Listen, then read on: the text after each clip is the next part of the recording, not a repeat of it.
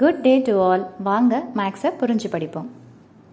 NCERT syllabus 9th standard chapter 7 trianglesல exercise 7.3ல 5th sum என்ன கொடுத்திருக்காங்கன்னு பார்த்தீங்கன்னா ABC is an isosceles triangle with AB is equal to AC.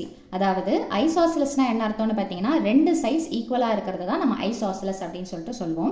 So அதில் பார்த்தீங்கன்னா எந்த ரெண்டு sides ஈக்குவலாக இருக்குதுன்றத சொல்லிட்டாங்க. AB is equal to AC. அடுத்தது என்ன சொல்கிறாங்கன்னா drawn AP perpendicular to BC. அதாவது BCன்ற லைனுக்கு APன்ற பர்பண்டிகுலரை நம்ம வரையும் போது என்ன ப்ரூவ் பண்ணணும்னா angle B is equal to angle C. இதை நம்ம ப்ரூவ் பண்ணணும். ஸோ ப்ரூஃப் என்னன்றதை பார்க்கலாம். டயக்ராம் நம்ம தான் வரைய போகிறோம்.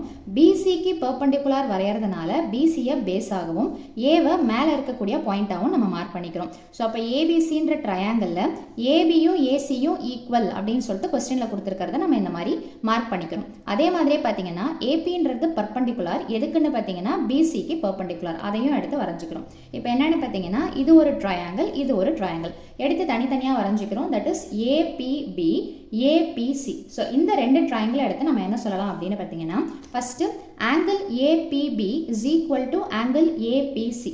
என்ன ரீசன்னு பார்த்தீங்கன்னா ரெண்டுமே 90 டிகிரி. அதாவது இந்த ட்ரையாங்கிள் இருக்கக்கூடிய பியும் இந்த ட்ரையாங்கிள் இருக்கக்கூடிய பியும் ஒரே மாதிரியான 90 டிகிரி ஆங்கிள்ன்றதுனால ஸோ 90 டிகிரி அப்படின்ற கான்செப்ட் படி இந்த ரெண்டு ஆங்கிள் ஈக்குவல் அப்படின்னு சொல்லிட்டு சொல்கிறோம். அடுத்தது கொஸ்டின்லேயே என்ன கொடுத்துருக்குறாங்கன்னு பார்த்தீங்கன்னா ஏபின்ற இந்த சைடும் ஏசின்ற இந்த சைடும் ஈக்குவல் அப்படின்றதுனால AB is equal to AC, இது கிவன் அப்படின்னு சொல்லிட்டு சொல்லியாச்சு.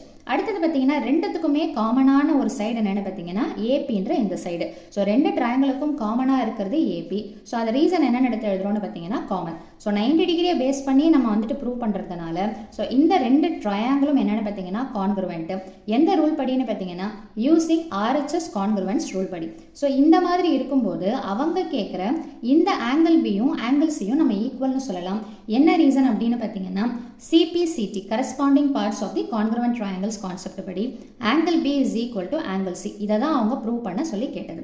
ஸோ அவ்வளோதான் இந்த சம்மோட சொல்யூஷன். மீண்டும் அடுத்த பதிவில் வேற ஒரு சம்மோட சந்திக்கிறேன். வீடியோ பயனுள்ளதாக இருந்ததுன்னா கண்டிப்பாக லைக் பண்ணுங்கள், ஷேர் பண்ணுங்கள், மறக்காமல் சப்ஸ்கிரைப் பண்ணுங்கள். தேங்க்யூ.